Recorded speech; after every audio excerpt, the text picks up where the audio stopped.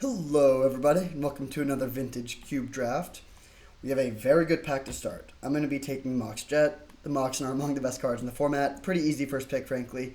But there's a lot of other cards that are good, including Snapcaster Mage and Flooded Strand. Also a Braid and Figure of Destiny to a slightly lesser extent.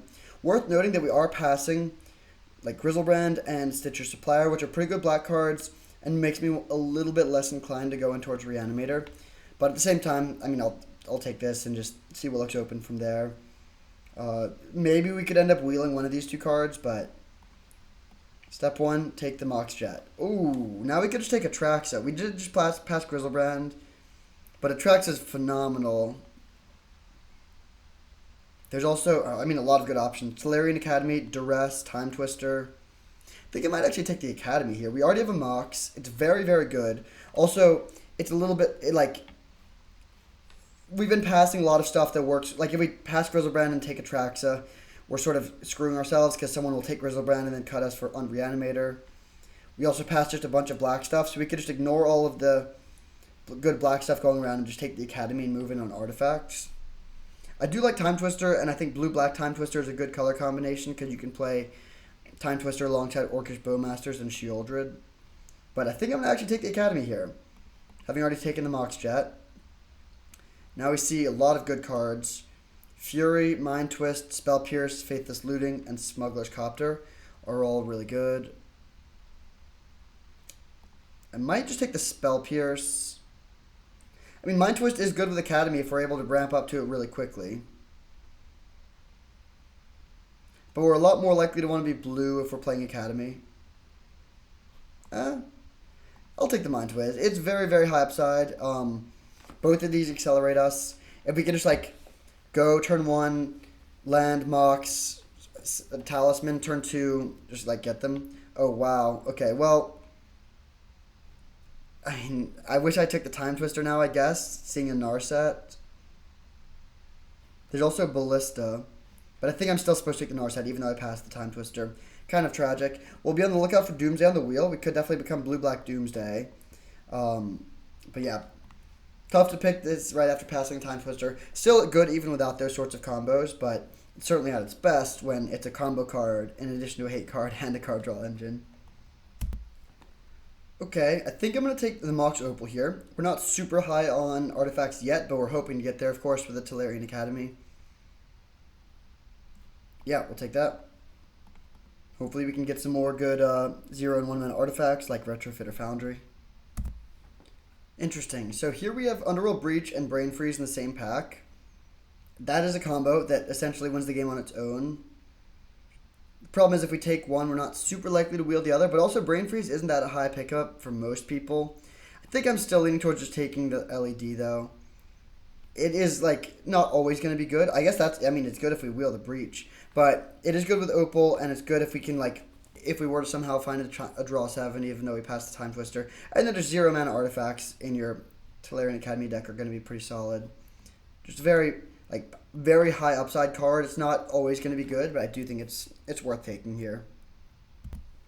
Okay, so there's Leovold, but we don't even have the draw 7 synergies yet. I think I'm just going to take Mere Battlesphere. We could certainly become a Tinker deck, and this is just a pretty solid card all around.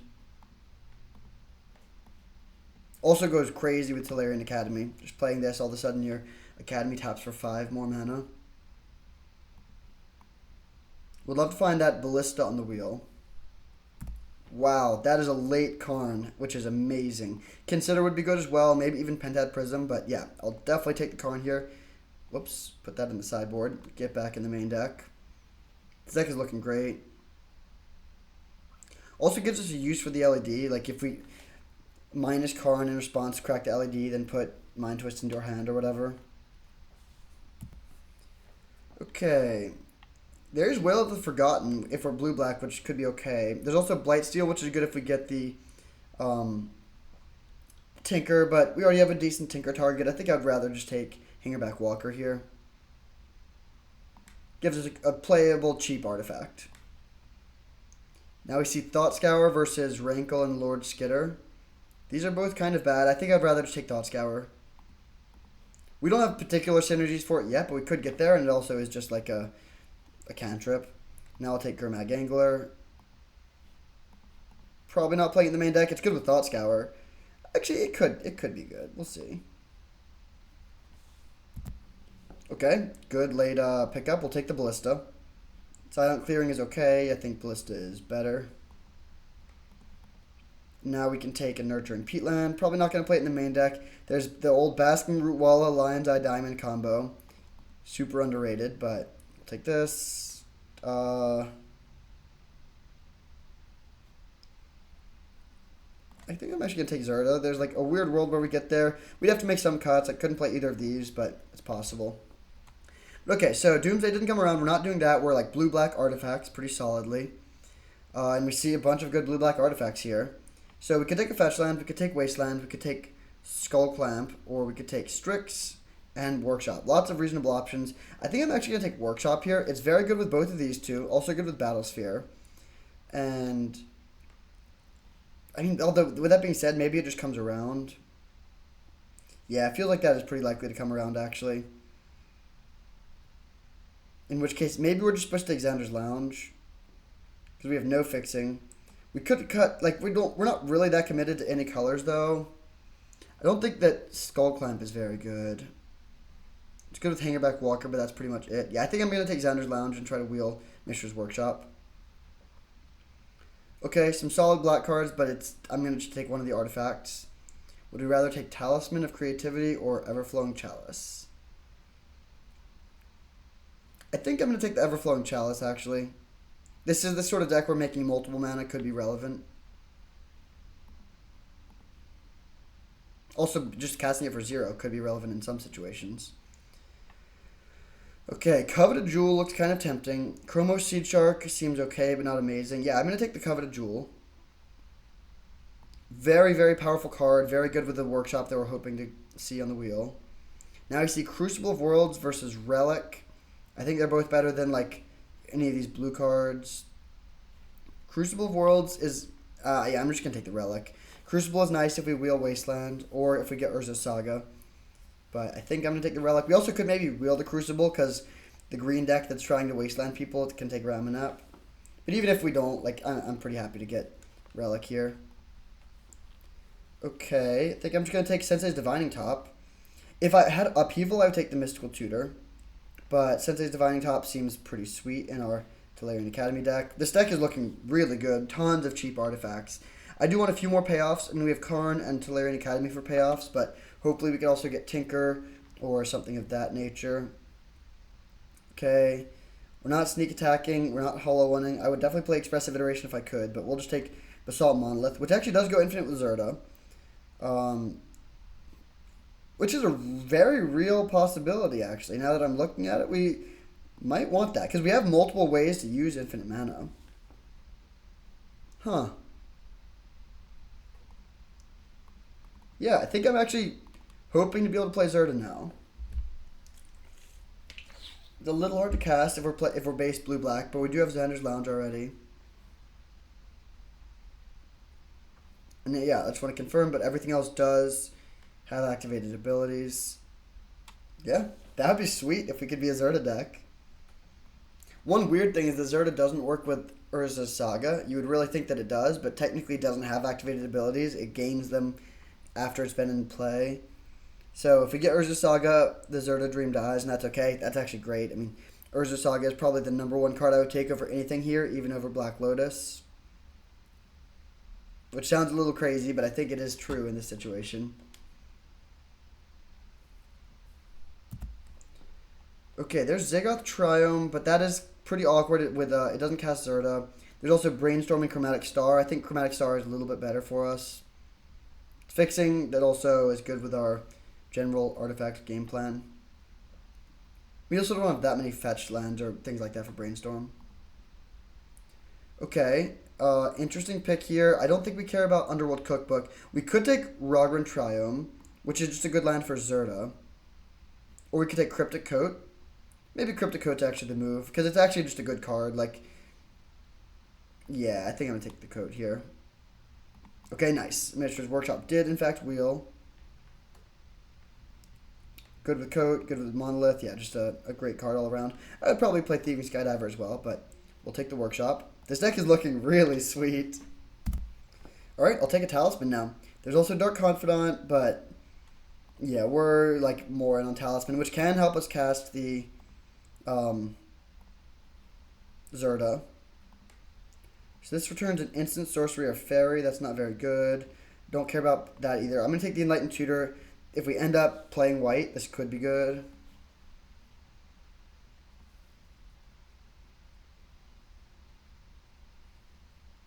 We could also cut black. I mean, we have this one Mind Twist and that's it. I would really like to be able to play Mind Twist. Actually, I think it's probably too good to cut. But we have a lot of other ways to make black mana too. And Chromatic Star does it. Mox Opal does it. Mox Jet does it. Okay, unfortunately, Crucible didn't come around. Instead, we see the Ramanap. I'll take Ethereal Forager and not play it, almost definitely. Kozilek is actually interesting. Like, we could almost try to hardcast it, but I think I'll take the Thespian Stage. Okay, Sneak Attack, going to the board. Bazaar of Baghdad, going to the board.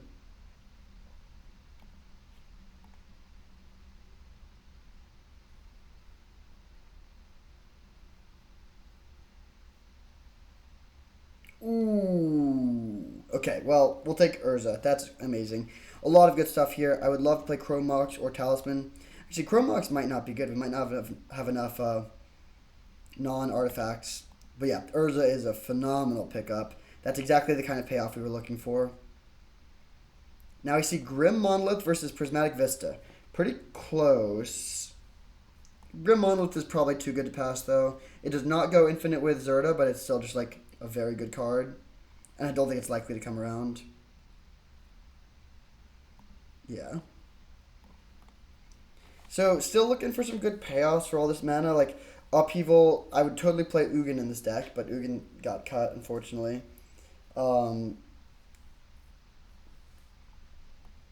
Yeah, the fixing is bad, for sure. Could just go mono blue if we want to make our deck more streamlined. The problem is, like, I don't know. I'm just very skeptical of mono blue in general. Okay, we see a few options. There's Memory Jar, a couple counter spells, and Rafine's Tower. And I think I'm going to take the Rafine's Tower, actually. It casts Zerda and Mind Twist. Yeah, let's take this. Okay, there's the Dark Depths. That's pretty interesting. We do already have Thespian Stage, so that is a real plan. I think I'm going to try to wheel it, though. It should come around. So then the question is, do we want to take Bauble, Probe, or Relic? I think I'm going to take the Relic in our Mishra's Workshop deck.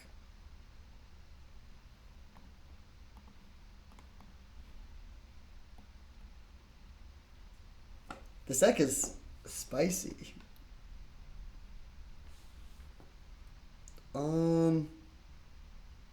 Not really anything I'm too interested in here.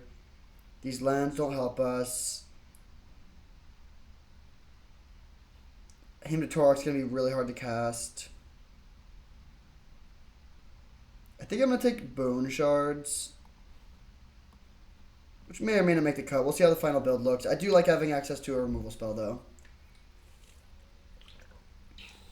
Ooh, so there's Urborg, which would be great, but also Upheaval, and, I mean, Upheaval is just perfect. I'm definitely going to take that card. This is one of the best Upheaval decks I've made in quite a while.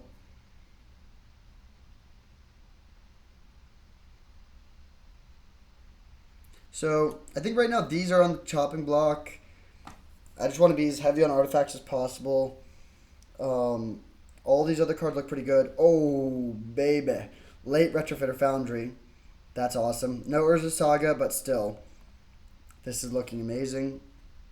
Are we even playing the Dark Depths combo? Probably not in the main deck. I might play it out of the board. But we have no ways to search or like card selection to set it up.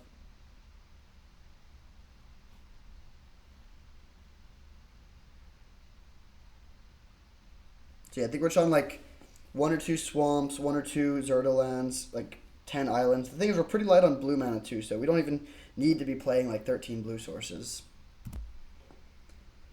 Okay, I think we're just on Thran Dynamo here. Yeah, I'll take this. Another way to make just gobs of mana. Saheeli is interesting too, actually. Maybe we were supposed to take Saheeli. But I do like being able to just have like tons of redundancy for going off with mana.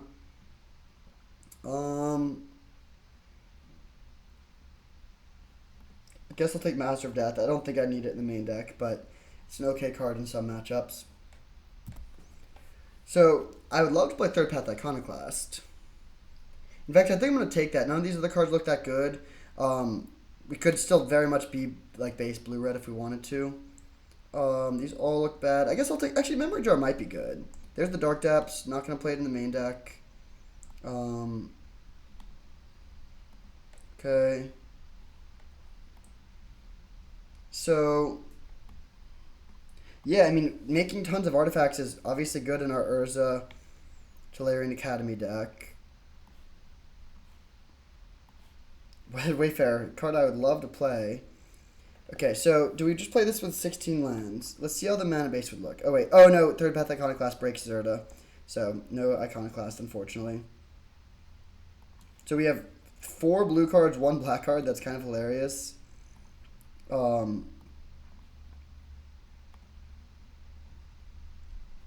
think we're going to just do like this.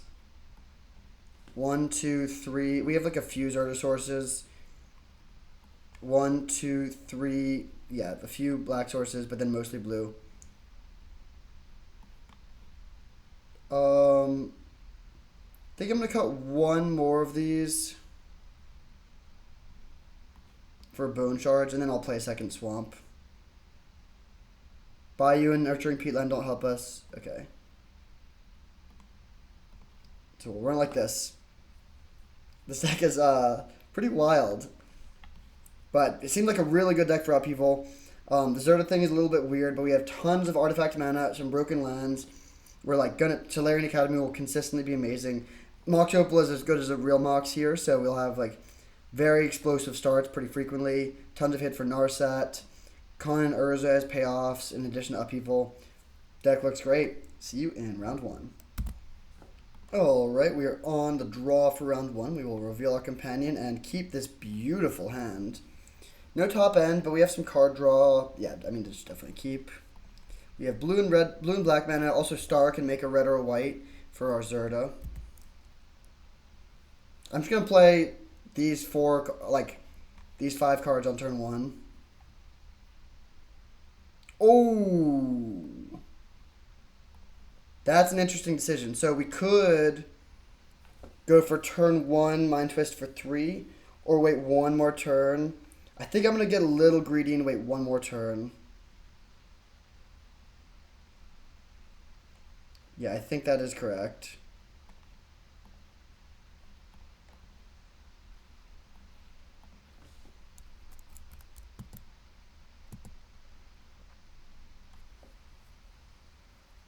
I guess we actually only Mind Twist them for 1 more mana next turn. But it could be, yeah, I guess maybe we're supposed to go for 3 on turn 1. They just pass, okay. So we get pretty rewarded. Let's just go for it.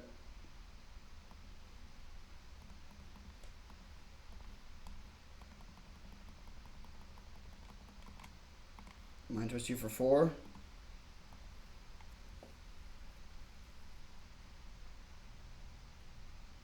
Okay. Pass turn. So next turn I think we'll just grab Zerda.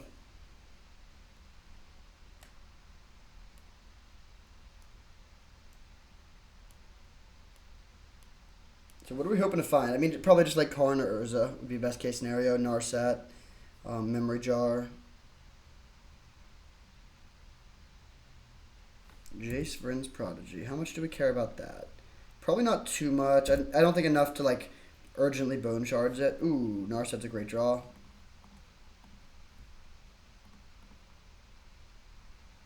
I think I'll take the Coalition Relic. Could also take Relic of Progenitus, but I think Coalition Relic is pretty nice here. Like, I'll let them flip their thing. They can't even flip it on their turn, really.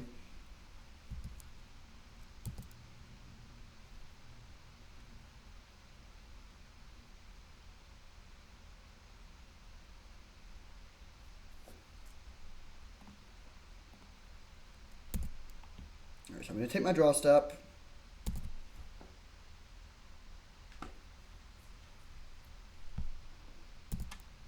So we can just Bone Charge that if we care.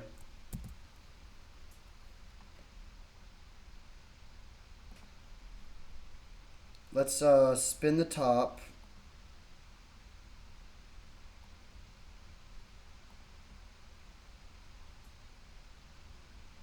Okay. I'm gonna crack the star. Actually, maybe I don't want to crack the star. No, I think I'm fine cracking the star because we have like essentially whatever colored mana we need because of Coalition Relic. Now all minus. We can hit Basalt Monolith at worst, Memory Jar at best. Maybe not at best, but at good. Let's go. Play the jar.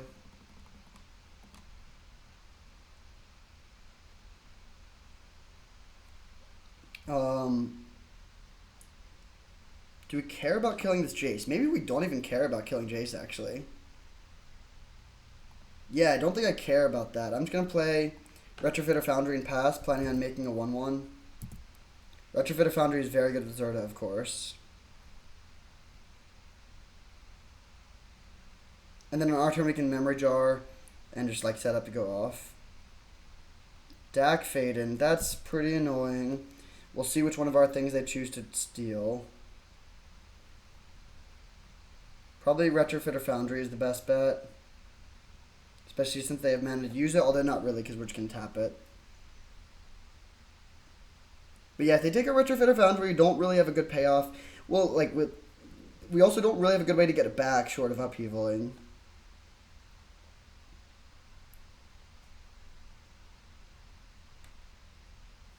They steal Coalition Relic. Interesting.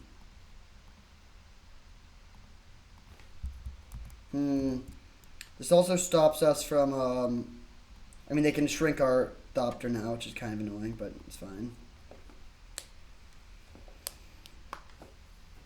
But now we're actually pretty far away from being able to cast Zerta. In fact, we might just not be able to this game. There's our planes, sure. Let's go for the Memory Jar. Okay, that is a lot of stuff.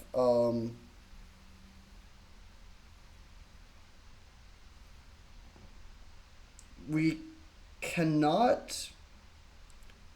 Okay, we have a few ways. I mean, it's probably fine to just, like... So what I'm considering if I want to go for upheaval or not, basically. That's the big question. I think the answer is no, though. So let's go...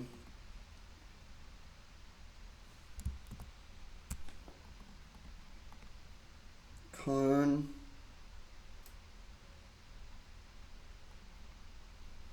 Minus.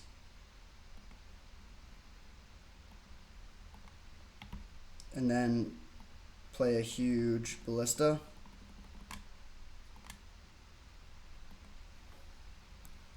I'll use the last mana to spin this, and they concede. Okay, so up a game, playing against some sort of weird blue-based combo-y deck. I don't know what they're flashing into play. Dak Faden is good to know about. That card is great against us, of course. I don't think we make any changes. I almost want to bring in white mana on the draw just for Weathered Wayfarer, but the problem is that's a card you really want to play on turn 1. I'm just going to run it back.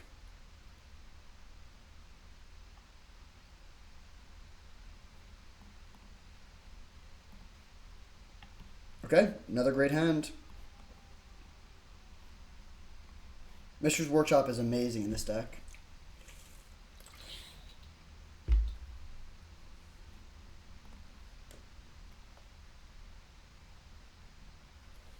think we're just going to go for turn 1 Basalt Monolith.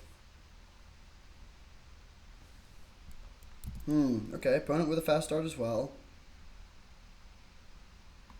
Not that fast of a start, though. That's one of the least scary things. You can turn 1 off of a Mana Crypt on the play.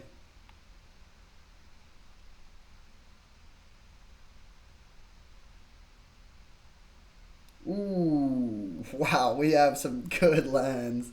Jeez. So let's go Basalt Monolith into Grim Monolith plus Retrofitter Foundry.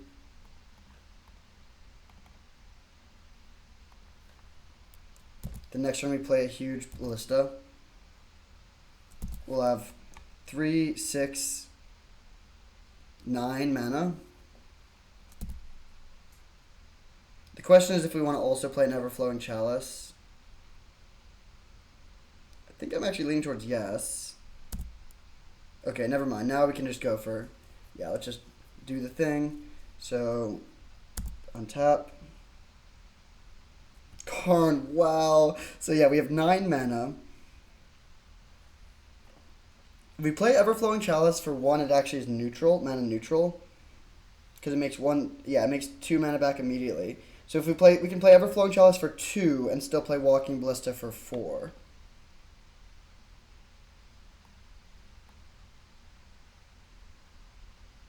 Or we could play it for 1, make a Retrofit or Foundry token. Then this would tap for 5.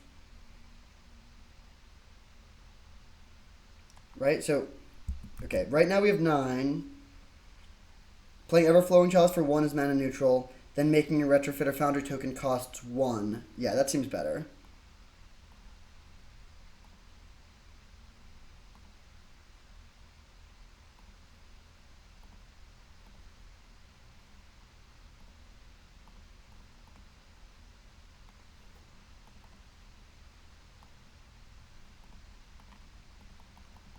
And then the question is, what of these things do we kill? I think I'm going to let them keep their Jace and let myself keep the Walking Ballista. It's just so good when I have this this much mana. Notable that we can't use Mishra's Workshop anymore, potentially. You can use it to cast spells, but you can't use it to activate abilities.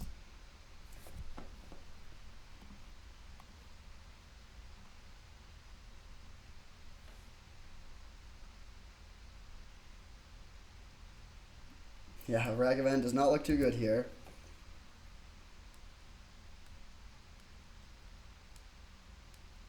So Tolarian Academy taps for 6, 7, 8. So okay, let's just cast this.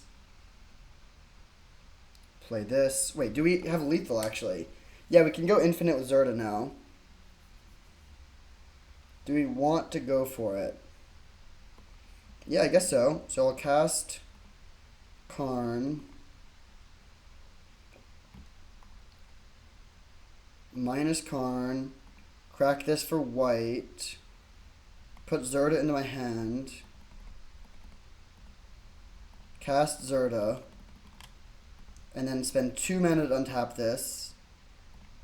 That's an infinite... Wait, that's actually insane.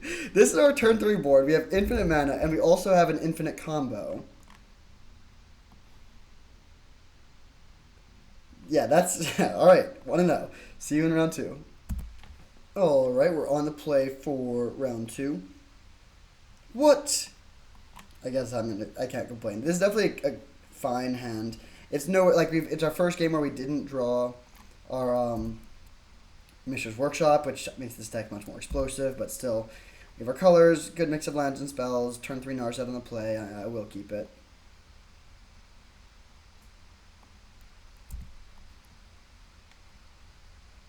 Insidious Roots in the Yard. Spicy. Should be a good matchup for Relic of Progenitus.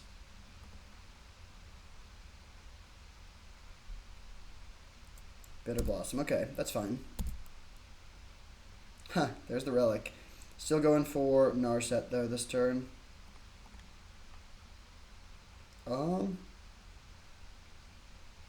That's kind of close. I guess I should go for the Retrofit or Foundry. Yeah, we just have like too high of a risk of never finding a payoff if we just take more mana here.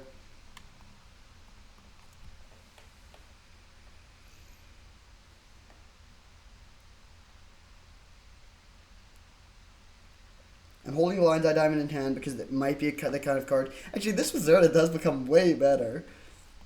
Yeah, maybe this card is just good. Because we have the infinite mana combo. Actually, wait, yeah, we have the infinite mana combo in our hand. That's crazy. They have an Urza Saga of their own, sure. We can't go for the combo this turn, but we can get kind of close. They put a beefy dude into play, that's fine. Let's minus this. Everflowing Chalice.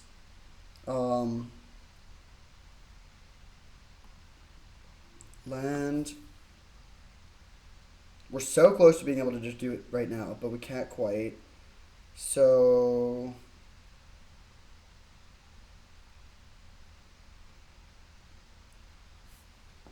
we play Basalt? We can put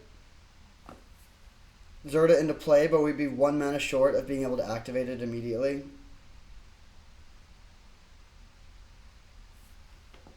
So let's go.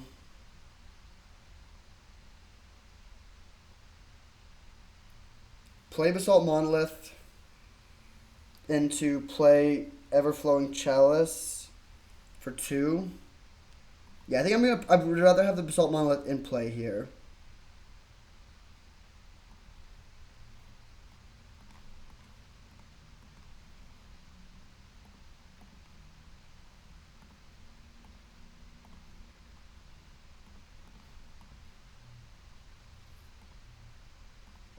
And then next turn we go infinite. Right, we do 3 mana, put Zerta in hand, crack this with that on the stack. Cast Zerta, we have 2 mana left to untap Assault Monolith once, and then once we tap it once, we can just make infinite mana, and with Retrofitter Foundry, we can make infinite creatures at instant speed.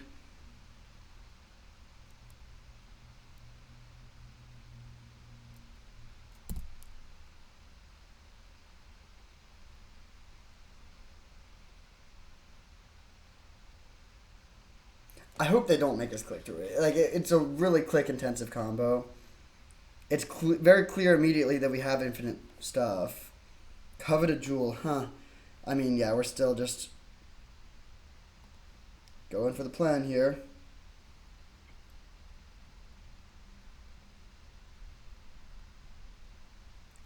I guess I'll Bone Shards first in case they have something. We still have enough mana.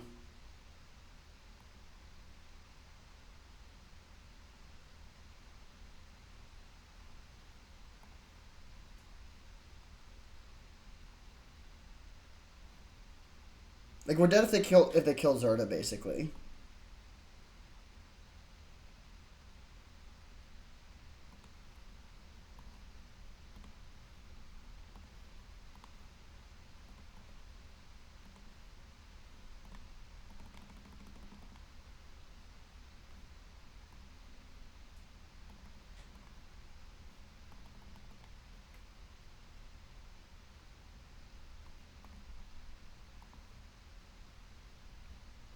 Bummer.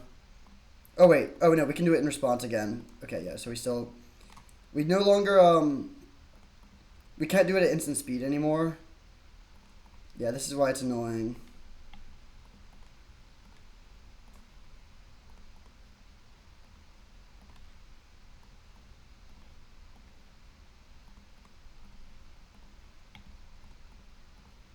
Alright, just fast forward through this part of the video if you want to.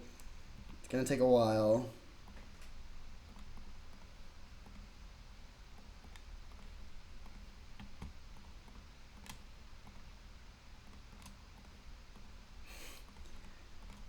Like, I just don't want to make, like, 15 dudes and then have them be able to beat it still.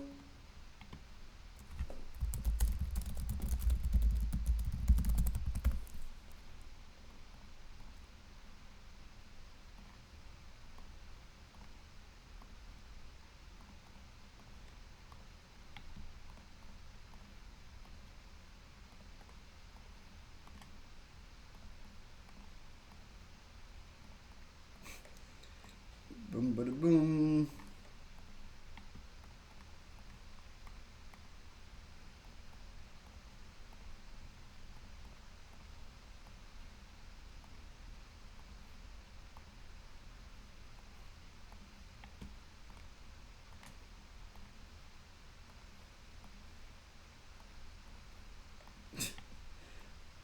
I don't really have anything to say during this. It's like there's no analysis I can really do.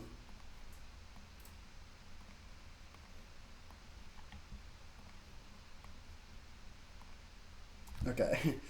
Thank you, opponent.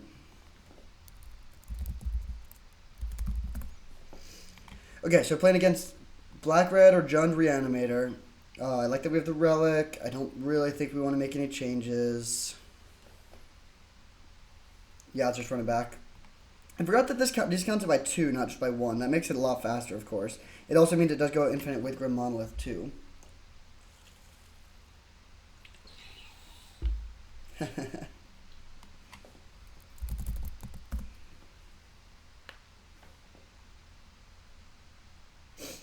right, so on the draw for game two,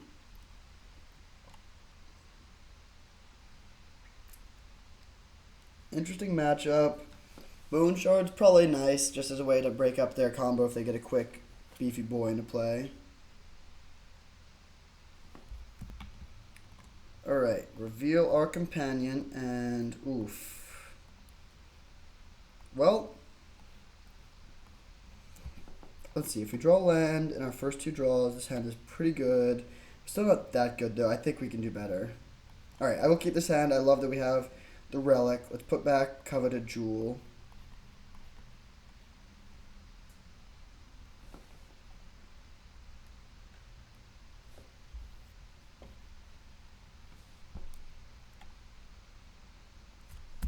Hopefully they surveil attracts it into the yard and then we can just nuke it. Okay, I'm going to play Sensei's Divine... No, I'll play the Relic. They might be able to kill it, but it lets us just get the sort of tapping to take out the things going faster, and it also plays around discard. Bitter Blossom, okay.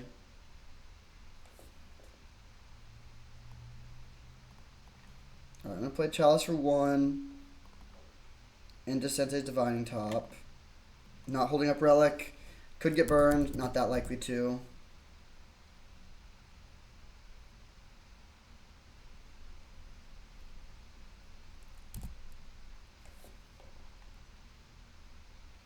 Okay, so let's just play Hanger back for 1. Xander's Lounge and pass with Relic up. Or spinning the top. More likely spinning the top. Sure. Let's eat their dude. And then I'll just trade this 1/1 with their Fairy Rogue. That's totally fine. And then next turn we can hardcast Memory Jar to try to dig towards some action. Although I would prefer to... I mean, the longer you wait on Memory Jar, the more you can get out of it. So I'm probably not going to just, like, use it immediately. Okay. Still going for Memory Jar this turn for mana efficiency.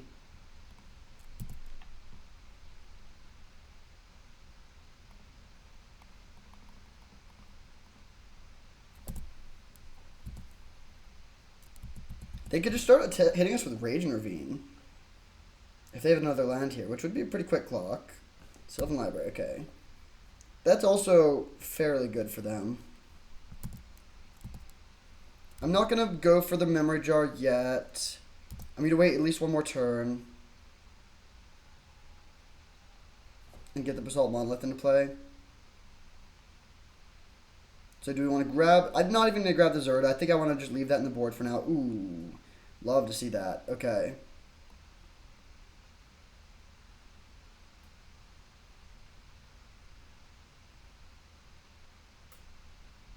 So I'll go with that. That. Draw. Academy. Monolith. And I guess I will just grab the Zerda.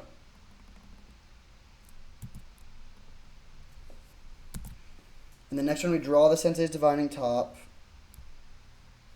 Cast it, and then just crack the jar and go off. This is a key turn. If they kill our jar, then we could lose. But they need to kill our jar, or else we're just going to really get to go off. With 7 looks, it's almost impossible for us to brick on relevant things.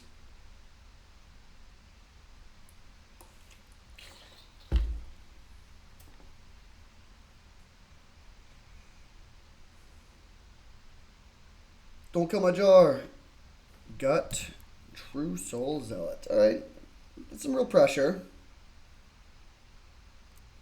Need to find Upheaval or Bone Shards.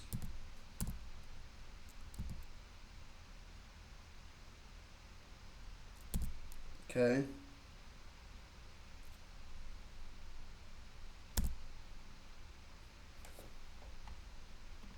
So we'll play top, crack jar. Oh, man. That is brutal. Okay, play LED. Play land. Play monolith. Tap island to spin the top. Okay. That's a really good draw.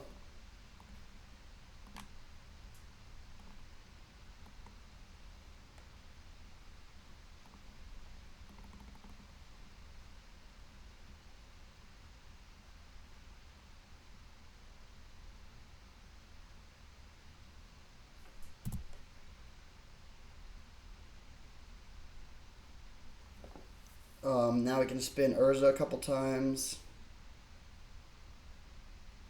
At least once. I will probably want to bone charge the gut.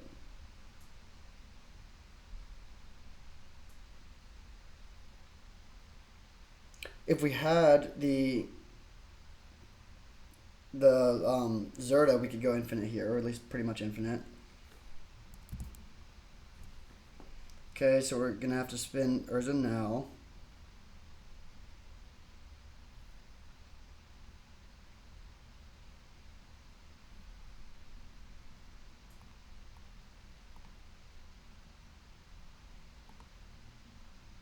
We already played lands, so we can't play any lands we hit off of this. Unfortunate.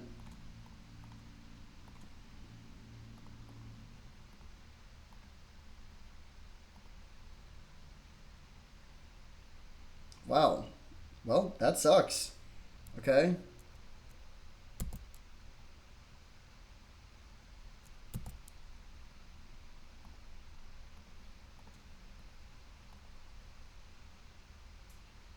We're also they're gonna get Delirious, which is pretty bad. I think we still do kill this rather than killing the Channeler. And then we pass.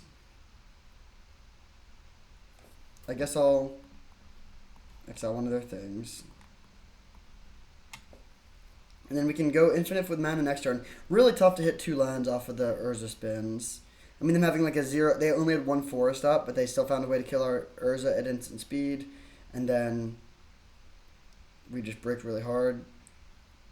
So they have Faithless Looting in the yard, which they can flash back. We can't block either of these, so we're taking 9. So on board, we can block this and take 11, go to 2.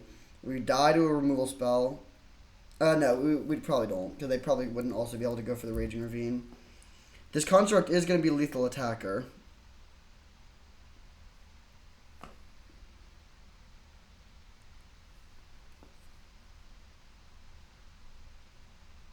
They have Death to bring back the gut. That puts us exactly dead.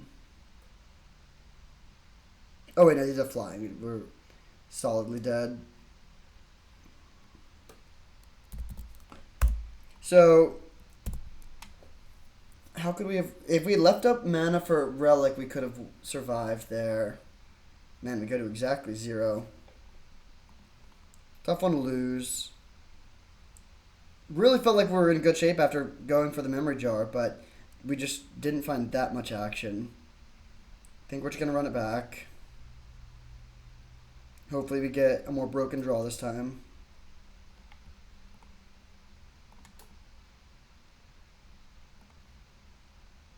This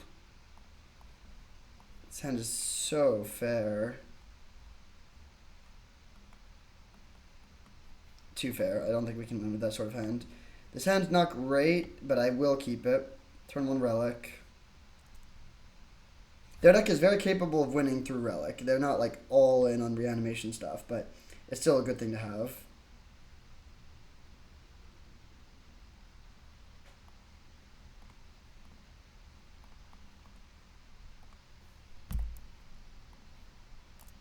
Our best draw would be Mishra's Workshop, which would give us turn 2 Coveted Jewel, although Coveted Jewel is no longer good.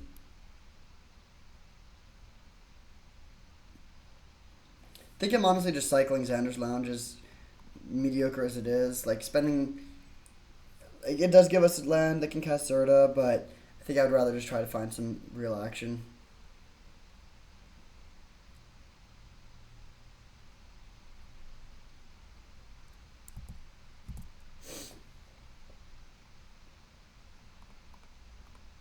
I would prefer not to have to crack the relic too quickly.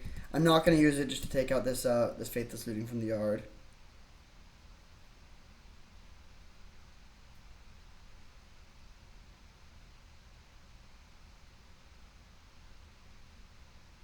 We have a lot of good draws though. Karn, Urza, Narset. I honestly would still play Coveted Jewel if I found the workshop, I think. But maybe not. If they just steal it, we don't have a good way to steal it back.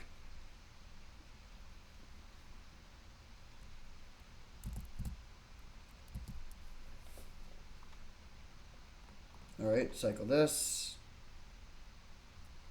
Not a good draw.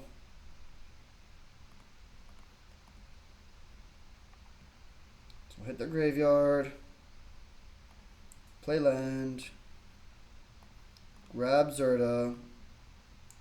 Play this. Pass turn. The next turn we can go Coveted Jewel into Zerta, which is a high risk, high reward line. If they don't have a good way to kill the Zerta, it's great. If they can kill the Zerta, then we get pretty blown out.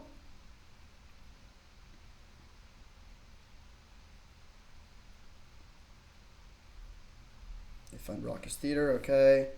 If they make this thing Delirious, we could choose to crack the relic. I'm leaning towards not.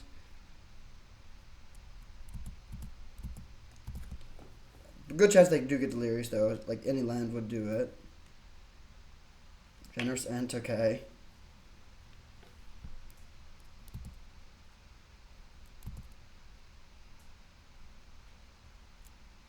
Okay. So now Coveted Jewel is definitely looking like a liability.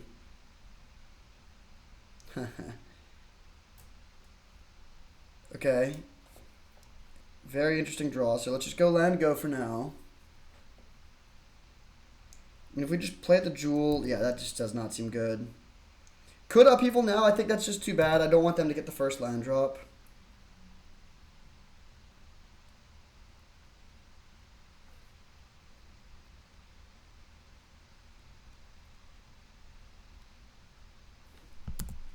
Okay, it'll be interesting to see what they sack here. I'm actually going to be pretty happy, though, if they sack the Dragon's Rage Channeler, because that's, like, just one of the scarier cards, frankly. Just because it's a 1-drop. I'll take 6, but then I think I will just go for the Upheaval.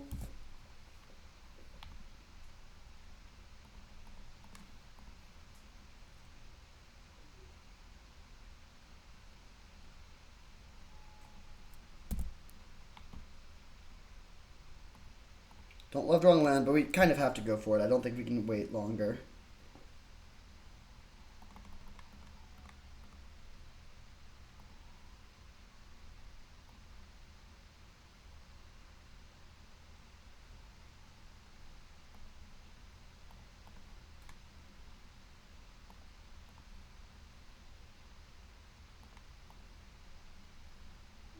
Not the best rebuild after an Upheaval, but not the worst either. We have 4 mana, so we're like, if we top deck Tolarian Academy or Mishra's Workshop, we can fire off Coveted Jewel, and they likely won't have a play on turn 1. Don't want to crack the Relic here. Among other things, it would take us off of our Mox Opal.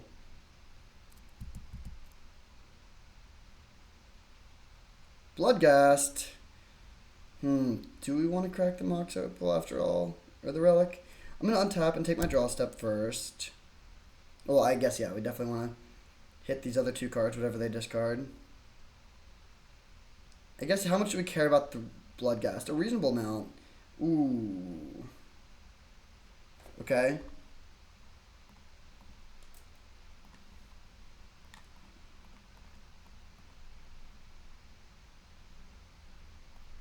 Yeah, I think I am going to just crack the Relic here.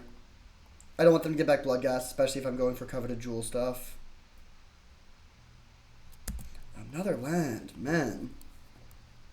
Okay, so they can play Scavenging Ooze, which is just a 2/2. And then we need to hope they can't kill our Zerta, basically. We have tons of mana, though, so we get 4 looks, and if we find anything off of that, we're obviously so far ahead on resources, as long as we don't let them steal the coveted jewel.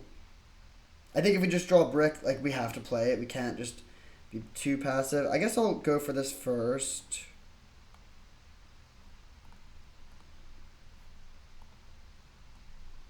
Nice.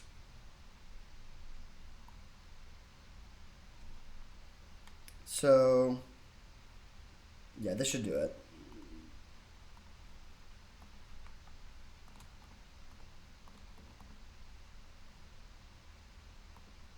So we go Coveted Jewel. And then we're going to draw Grim, and then we're going to have 4 mana, because we draw Grim Monolith. So we can play Ballista for 2, which kills the Scavenging Ooze.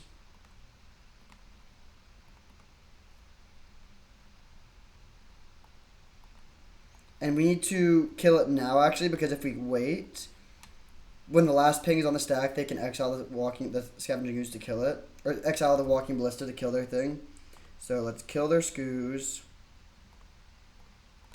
And then pass. And now, honestly, it's still not over. Well, like, we don't have any action. We have an insane mana advantage, but not much to do with it yet. And if they ever hit us, then they get to steal our Coveted Jewel. Like, if they have a thing with haste, we're in terrible shape. Andy's Ravager. Okay, we cannot deal with that yet, but we do get 4 more looks.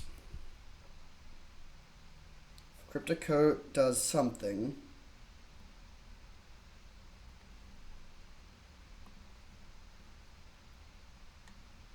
Oof. Wow.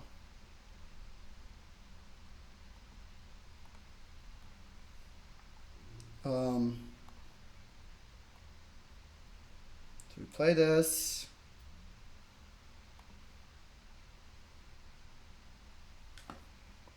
Now we do have another fresh card under the thing. I think I will take a look at it. Good draw.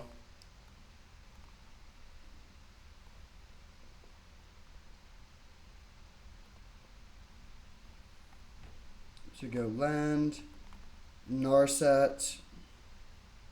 We want to make sure we can still cast the Zerta, but we can. Oh wait, we have infinite mana. What am I doing? We just had infinite mana. With Zerta untapping Monolith. So do we still? No, we're 1 mana short. That sucks. I'm sorry about that.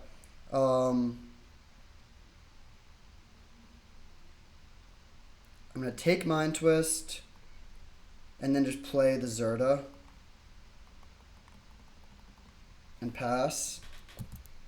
So we missed infinite mana. That would have won the game. Well, it would have won the game, but it would have meant we could Mind Twist their hand and just be in a really good position. We're still in a good position, but not unlosable.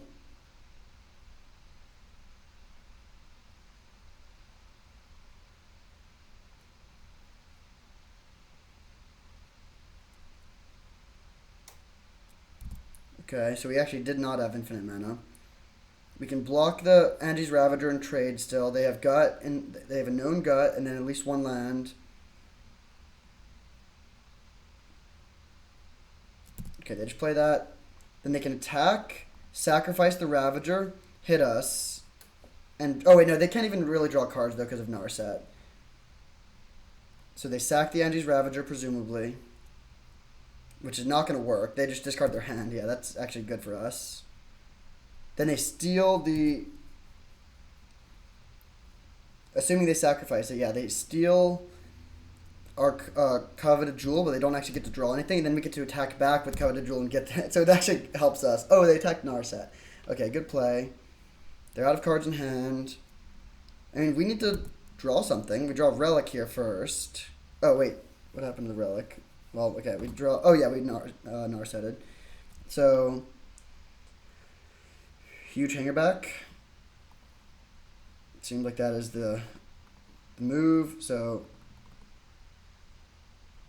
10, 11, 12. Yeah, this is fine. Like, we could play Huge Everflowing Chalice first. I don't think that really accomplishes anything.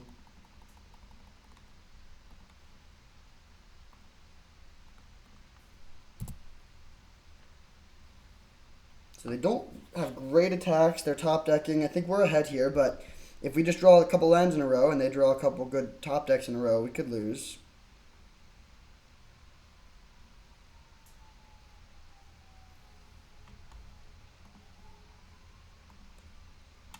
Looking for Retrofit or Foundry. Urza would be our best draw. Karn would be good. Memory Jar would be really good. They do top deck something. Top deck Minsc Boo. Come on. That sucks.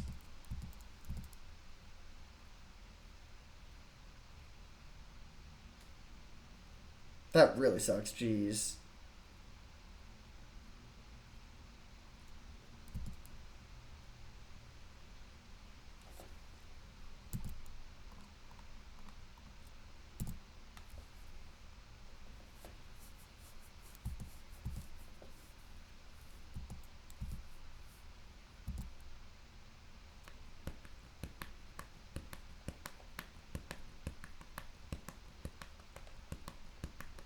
So they can sacrifice their skeleton to hit for 4. That doesn't seem too bad. I can Mind Twist their hand, of course. We can bring back Cryptic Code and make another 3/2. Could have also just taken it and not blocked the skeleton, with the theory that we could then just attack back and get our Coveted Jewel back. But I think the 4/1s will kill us pretty quick. Like if we just... Actually, no, we would have just been dead on board, yeah. Okay, Urza Saga. I wish I had that. We're really behind. They minus to just dome us for 4. I hope they kill my hanger back. Yeah, we go to 4. Alright, untap.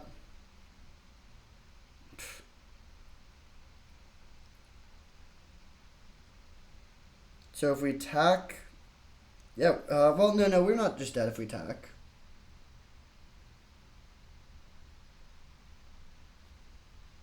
So let's attack the Minsc Boo.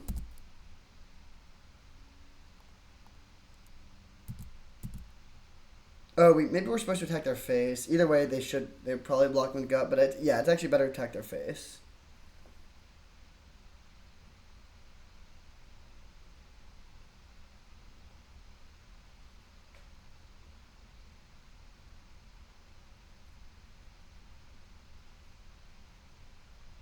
But if they do, well, no, yeah, we're just dead if they take it. If they block, then we can play Return Cryptic Coat and replay it to have another dude. But if they just take this, I think we're dead.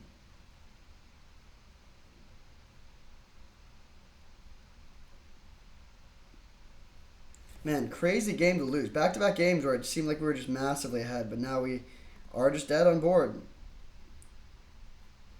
Now, I won't concede yet. I'm going to cast this for 0.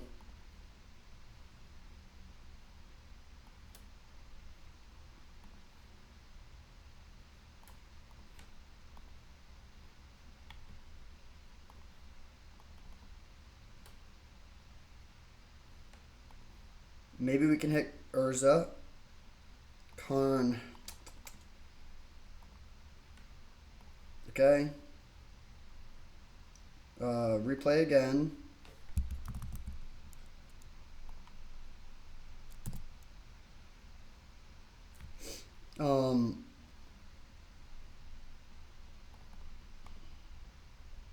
We're 1 mana short of being able to replay it again. We're not dead on board. Mind Twist their hand.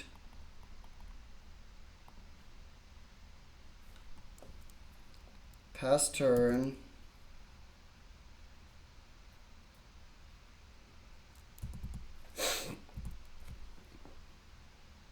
So if they break on their top deck, we can double block the 4/1, survive at 2. And then like every turn, in theory, should be good for us because we can just keep on Cryptic Coding a ton of times.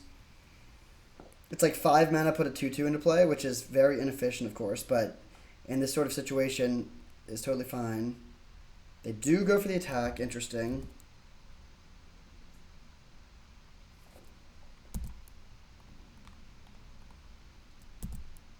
Unfortunately, both of these cards would have been decent top decks.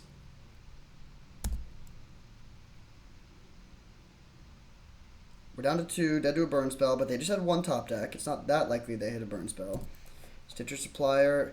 Firebolt is still in their deck. They don't mill over it there, luckily.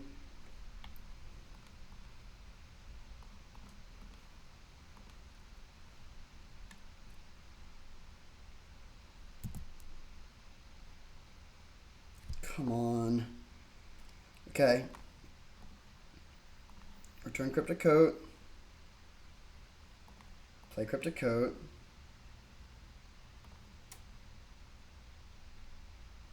Another thing that would have been, like, if we drew that, we would just be so far ahead, but we, brick and brick and brick. Okay, let's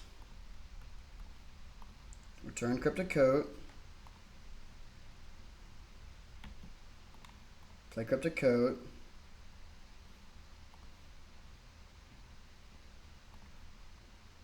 Return Cryptic Coat. Play Cryptic Coat.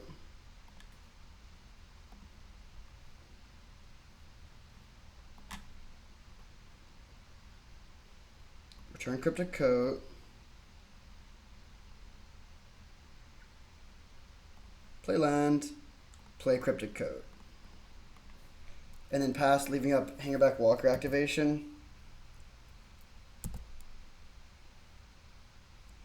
Now we have 5 blockers, still dead to a burn spell, but good against most other stuff. And what's our plan for actually winning? I mean, eventually we can just attack with enough 2/2s. We're not going to win on the mill condition because they have so many, like, because we're just putting all our stuff into play with Cryptic Coats. What artifact do they have here? It really sucks that we don't have Retrofit or Foundry. And Hangerback Walker and Walking Bliss is gone, so our best... Okay, they don't have anything. Our best... Yeah, we don't even really have any good draws, except for, I guess, Urza. Which still wouldn't even be that good, but would be okay. Memory Jar. We could try to force a draw with Memory Jar. That'd be kind of funny. But we do need to eventually start beating down.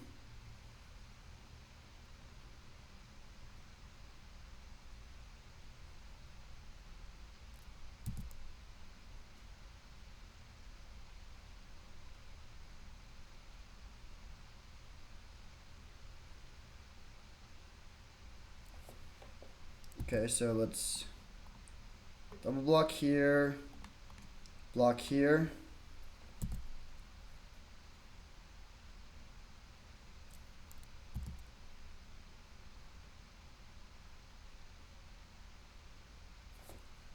Put a counter here. Wild game. Well, I guess it. Are we supposed to start attacking soon?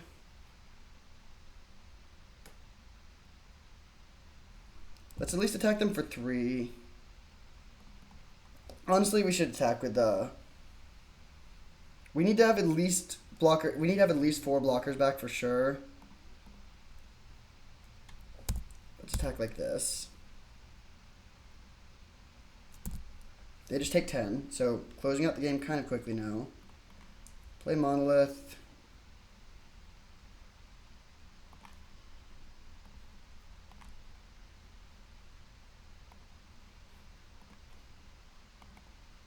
Maybe it was greedy. Maybe we should have only attacked with Hangerback Walker.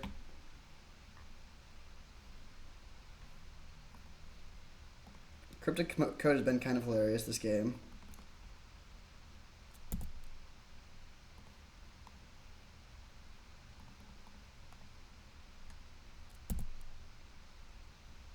I guess we're 1 mana short of being able to do it again. So we did get punished for playing Rafine's Tower this turn instead of last turn. That could come back to bite us. Still feels like we've got to be in an okay position with 5 blockers, though.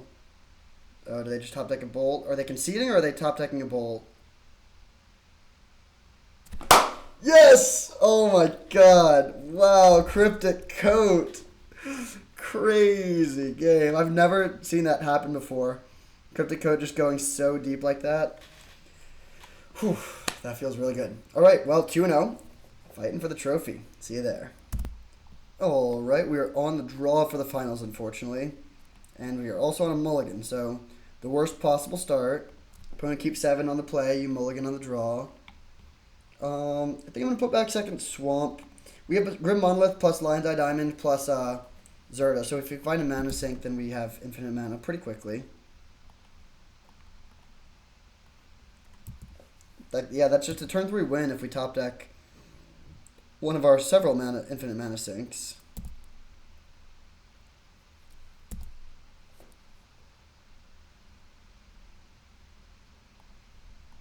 Okay, drawing another land there is not what we were hoping for.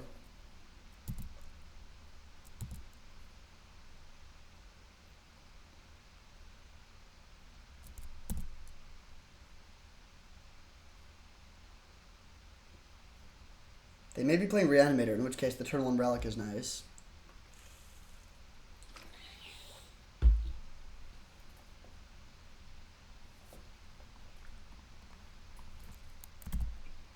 Okay, well, if we top deck Retrofitter Foundry, we win. If we top deck Walking Ballista, we win. Top deck Hangerback Walker, we probably win. If we top deck Xander's Lounge, we play Land Go. I think I'm actually going to play LED. I'm not going to grab the Zerta, though. I just don't want to expose it to anything. Just going to pass.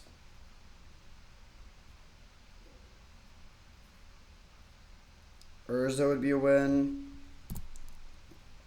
Narset would probably be a win. Yeah, Treasure Cruise not looking too good against my turn 1 Relic. I'm not going to crack the Relic here.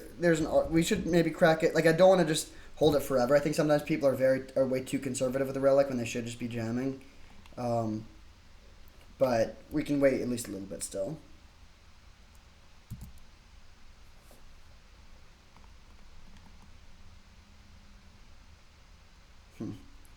Okay. Memory Jar. That is interesting.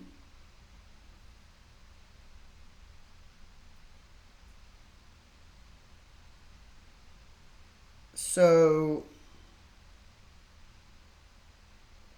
we could just play it now. I think I'm going to wait a turn. Go Everflowing Chalice for 3. And then pass with untapping Grim Monolith up.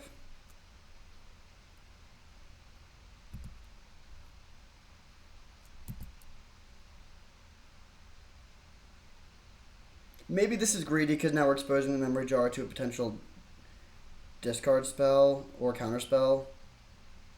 Yeah, Mind Twist the hand. Don't love that. I think I'm just going to let it happen though.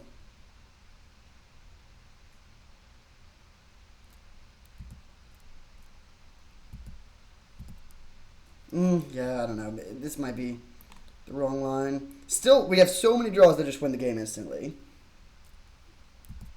Upheaval would win the game basically instantly. I mean, well, maybe it wouldn't. I think it probably would, though.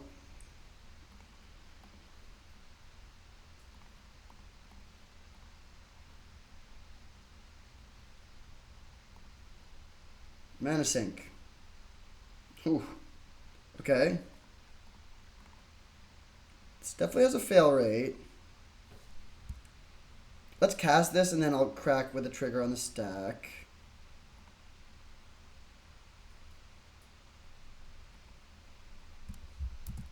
We could fail here, but we get 4 looks. Come on. Just brutal. Okay, gonna crack the Relic. We kind of need to get there this turn. Okay. Star. I'm just gonna make the infinite mana now, I guess.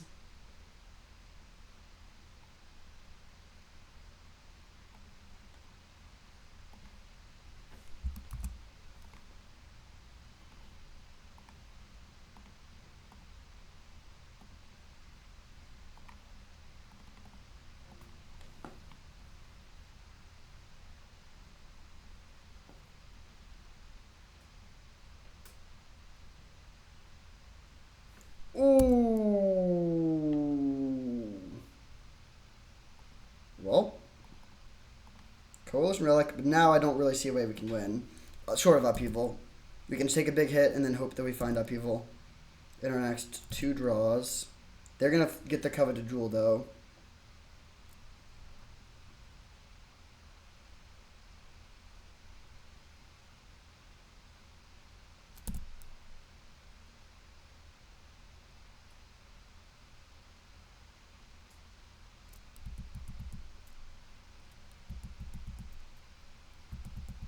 Lots of cards in hand over there.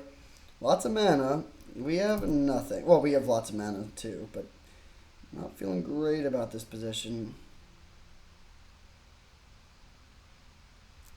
Time Warp. Okay. Not exactly how I drew it up. To be fair, we mulliganed on the draw, but we also had a lot of chances to find something. The Memory Jar turn, maybe we screwed up there. Although if they had the Force of Will, then we were dead no matter what.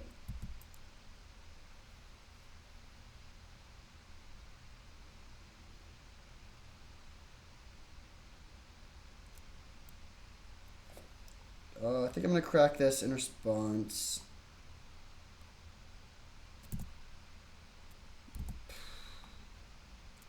Alright, very much Upheaval or Bust.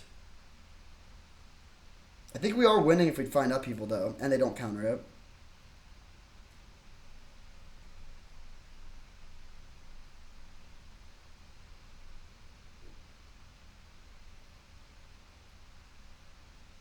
We're definitely winning if we find. Okay, they have multiple 0-mana interactions for our Zerda. Zerda plan is not going to be that consistent here, but alright, Upheaval or Bust, let's go.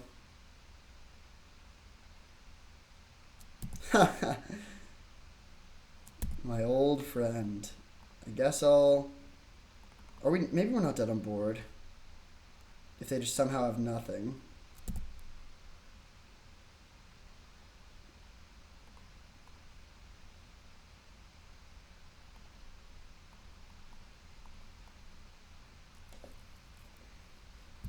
Yeah, 2 blockers, we're not dead on board.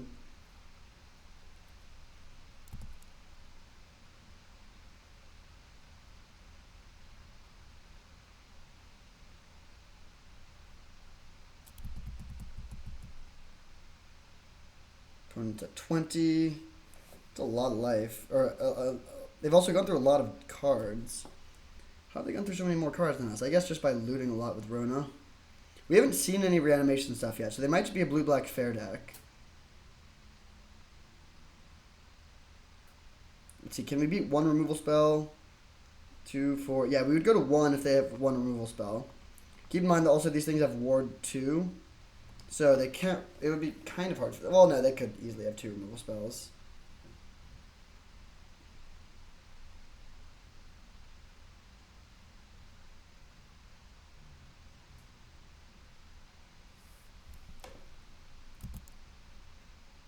Okay, there's 1. Do you have the second removal spell? They would need to have like a fatal push.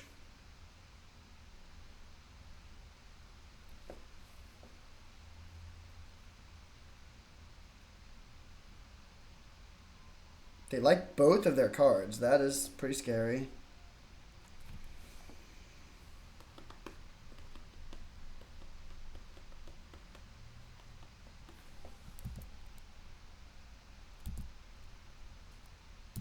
Alright. Jump block here. Do we want to return Cryptic Coat or add mana with Relic? I think we're dead. Like, there's no Cryptic Coat string that wins here, so let's just make more mana. It could matter if we find, like, Narset into Upheaval.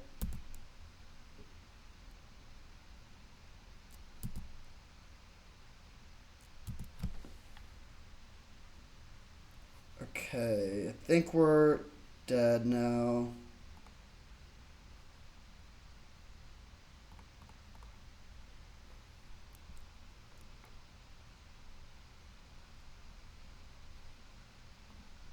Okay. So blue-black control. Could be a pretty tough matchup. We just need to hope that we have a more explosive draw than they do.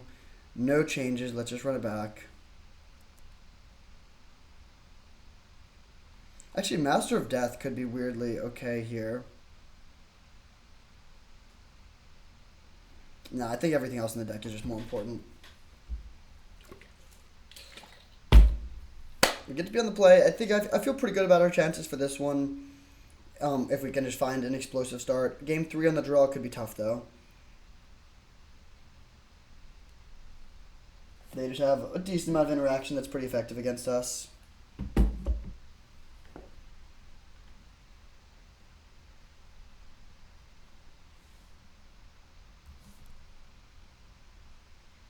Alright, on the play. Let's go. Yeah, this hand's good.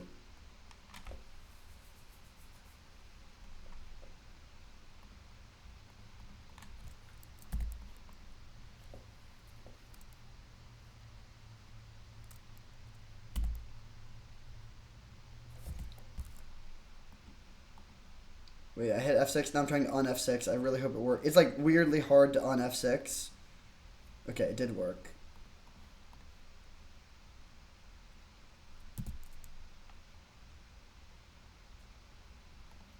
So you go land, Retrofitter Foundry, Mox Opal. We can make a 1-1, and the next turn we can hit them with probably just a big Mind Twist. I think that's better than going for Urza. If they pass with mana up, though, okay, nice. No mana up.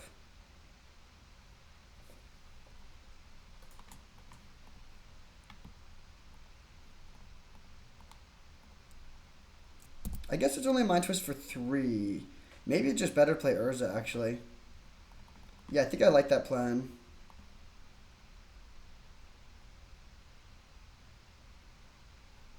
Did they go for the subtlety? Okay. That's fine. I'll put it on top. Lots of 0 mana interaction over there.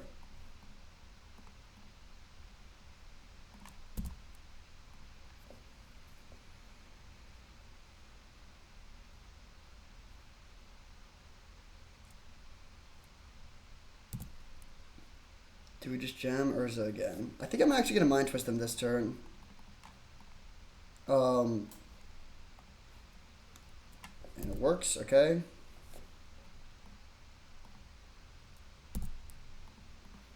Relic you, pass turn. They have 2 cards.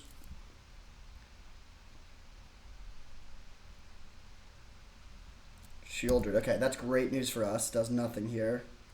I would love to find a land. Actually, honestly, any draw is fine here. Mox Jet certainly counts. So let's exile a card. Play land or play Mox. Play Urza.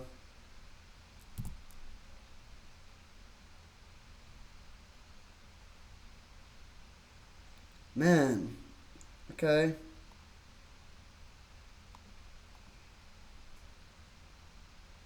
In response, make a mana. Actually, it doesn't matter because we're just going to be sacking this thing anyways.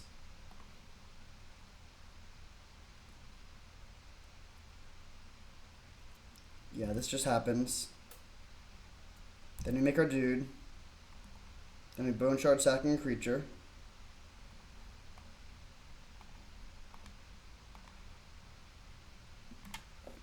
And now both players are top decking, but we have a 5/5 and a Retrofitter Foundry. Seems it's definitely not unwinnable. If they just top deck really well, they could win. But I would say we're like at least 95% to win from here. And now it's 100%. So we get to be, or we have to be on the draw for game 3. Oh, for the trophy. Let's go, baby. They have Subtlety and Force of Will and Snuff Out. Lots of free or cheap interaction. I don't think we make any changes though.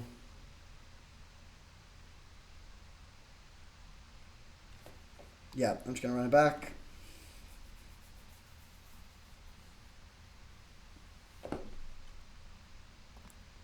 Hopefully we get a broken draw. That is very much not a broken draw. Okay, do we keep it? So here's the thing. Mulliganing really aggressively in this matchup seems pretty terrible. Like, even if we find the broken draw, they could just have free counter magic.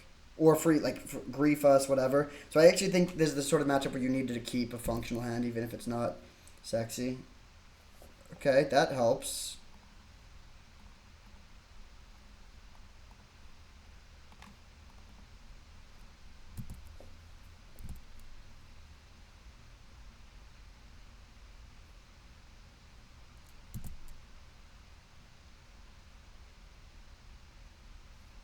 Okay, I think I will play one of my tapped lands and save the other to cycle.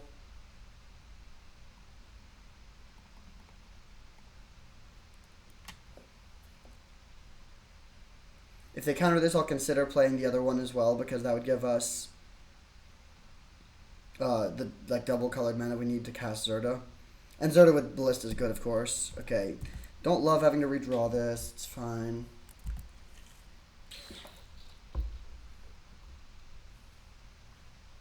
Play their little priest guy. Okay,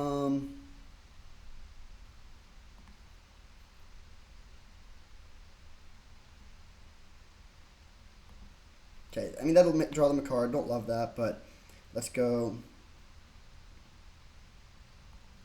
land, relic, and then I'm going to plan on cycling the Xander's Lounge.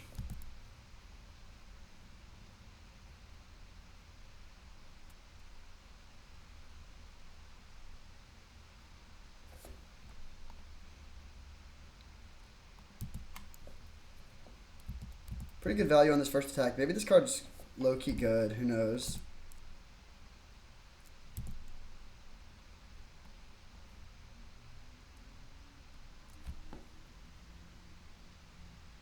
Now we are ahead on mana. Here comes the Sheoldred. Or Mind Twist. Mind Twist would be pretty annoying. Would we want to cycle Xander's Lounge? That just mills this one. Doesn't seem to do too much. Okay, I'll cycle this. Of course. Okay. I mean, we can kill that. I'm not too worried about the whole Reacher, but...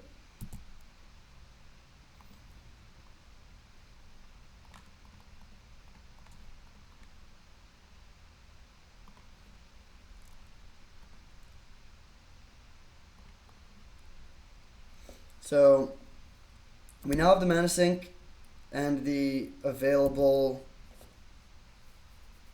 Zerda. So we're set. I mean, if we top deck Grim Monolith or Basalt Monolith, we can kill them with Ballista. Unlikely for that to work, of course. We also have tons of mana though, so like Upheaval is live. We're pretty behind though. I mean, it really just depends on their hand. They have 5 cards. They have enough mana to cast everything. So if they have multiple counter spells, we will lose.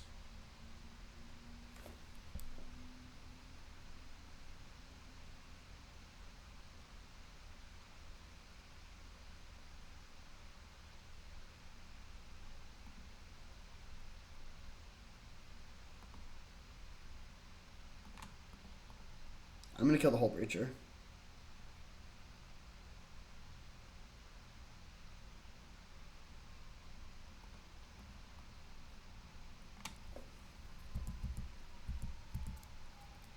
My kingdom for an Upheaval.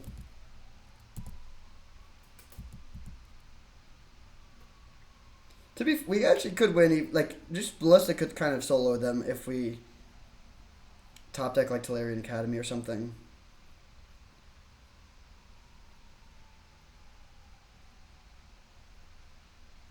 Man, they have 6 cards in hand, though. Gonna be an uphill battle. That is for sure. They return it to our hand.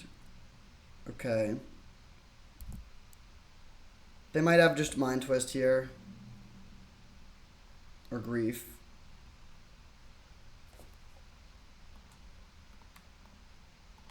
Alright.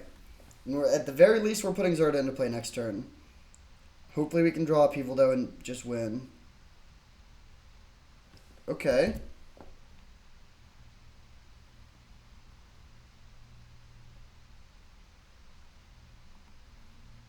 So let's go play Foundry.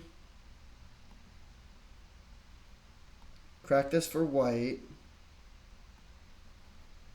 Grab Zerda.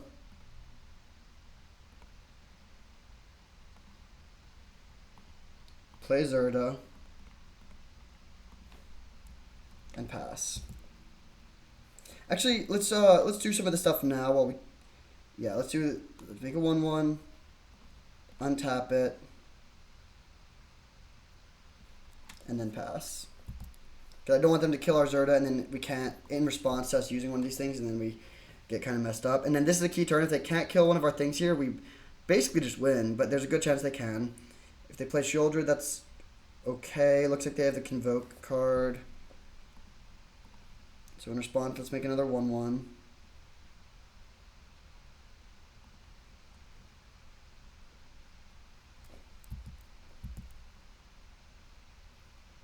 Upheaval is still super live. They can't attack with Grief or Vampire Token, really. They could hit us with the Preacher. Oh, they do attack with Grief. Okay. I'm fine doing this. It makes Tolarian Academy worse, but slows down their clock a lot. They have Master of Death in the graveyard. That's a nice value. Too bad they had a way to kill the Zerda, although not surprising. Upheaval.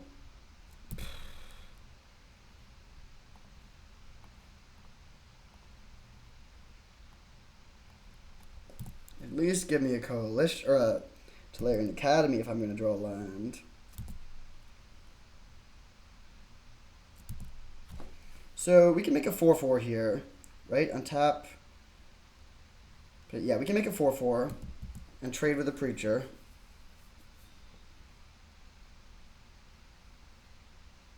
I think that's better than just making dudes. Still trying to find Upheaval, of course. I wish we had card selection. Demonic Tutor, Ponder, that sort of thing. They like both of their cards. That's bad. Okay, so we'll go untap. Make a 1/1.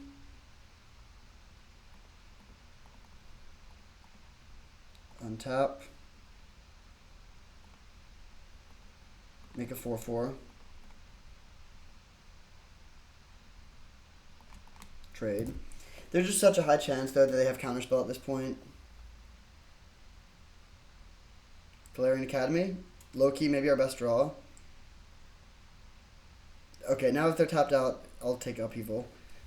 Con, okay.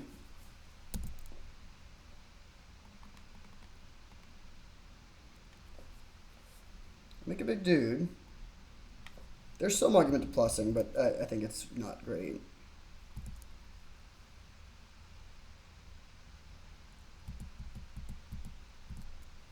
They don't really have attacks, though. I mean, they're likely to be able to kill the Construct with this many cards in hand. They also topped.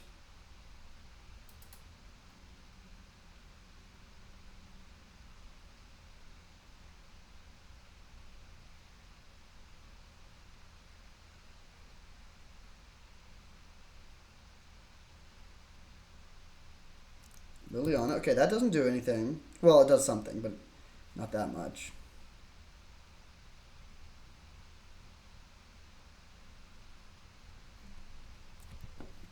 The Edict, we make a servo. They attack with everything. We can trade with Shieldred, take 4, and be in an okay position. If they have another kill spell, we're dead.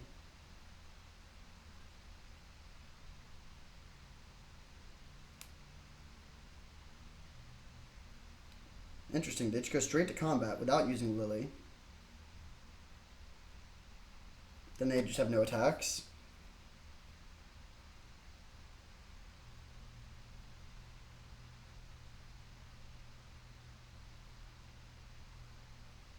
If they just attack like this, I'll just block Master of Death and let Karn take 1.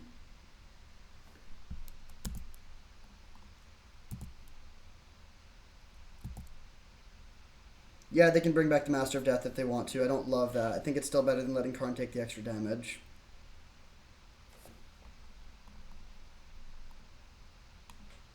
They didn't even use Lily.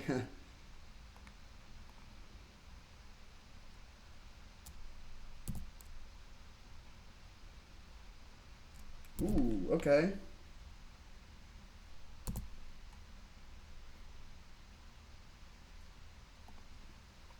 I'm gonna fire off the Mind Twist now. Try to clear the path.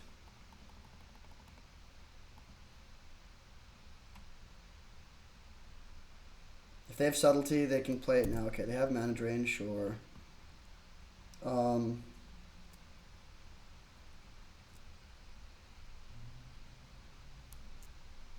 I'm going to send the construct to Lily.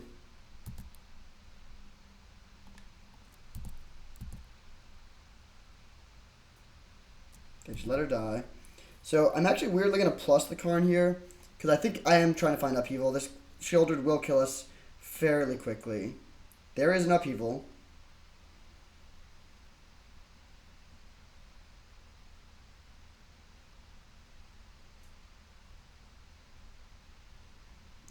Yeah, we're in an okay position, I think. Hitting 2 good spells there is, of course, helpful. So we can go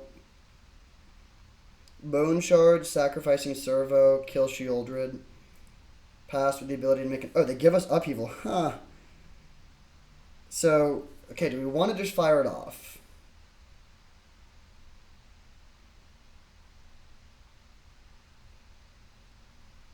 The problem is they're going to get mana drain mana next turn. Very, very interesting position. If we can wait another turn, we're in a great spot. Feels like we probably can wait another turn, but the problem is if they have another counterspell. If we just fire it off now, then we go land Mox. Wait, have we played land already?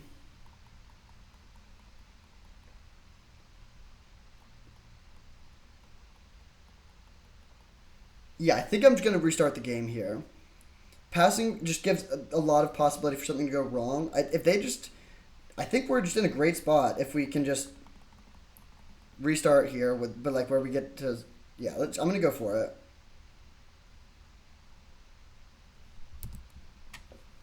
Is their last card another counterspell?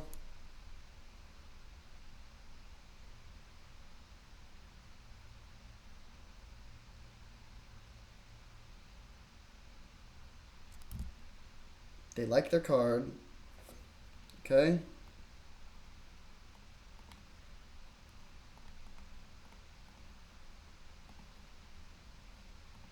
Alright. Game restarted. But this time we can play turn 2 Karn. They don't even choose to bring back Master of Death. I guess that makes sense because they're going to be discarding the hand size.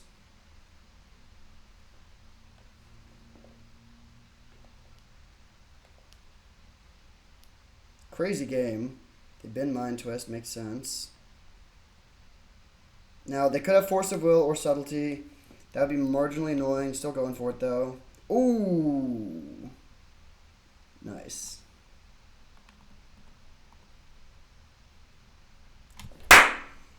Wow. Was that game 2? No, let's go! That was game 3! Oh my god. Oh. Crazy to get that win. Taking a 2-trophy lead. Alright. What a league. That was awesome. This deck was so good. Having Tolarian Academy and Mishra's Workshop gave us a really high density of broken starts with that. And then we also had Mox Jet plus Mox Opal. So almost every game we were able to get off to a mana advantage. And then we also had a lot of ways to turn that into value. So we had a couple like infinite, we won one game with the infinite mana combo. But for mana sinks we have Retrofitter Foundry, Ballista, Hangerback Walker. For card draw we have Coveted Jewel, Narset. We also have like Cryptic Coat, Karn, Urza for board presence. Upheaval as a get out of jail free card. Just like lots of ways to turn the mana into value. Also a lot of our cheap artifacts gave additional, like Sensei's Divining Top, Relic, and Chromatic Star all draw cards as well. So you can drop them early, make mana off of them, but then they combat mana flood in the late game. I think Tolarian Academy is an extremely high pick. I'm very happy that I second picked that. There's just so many good cheap artifacts. Urza Saga would have been a huge upgrade. Also, just like ways to tutor lands. Like another build that had good white mana. Could just play Weathered Wayfarer and Enlightened Tutor and the Bizarre and the Dark Depths combo and just like go really deep with tons of value lands. But yeah, there were just so many sweet games. I don't even know where to start. Like Cryptic Coat just soloing one game was sweet. I mean, that last game was incredible. They gave us Upheaval. They thought the Upheaval was the less good card. And then we just ripped the Tolarian Academy. And, oh, what a league. Thank you for watching. I hope you enjoyed. And I'll see you next time.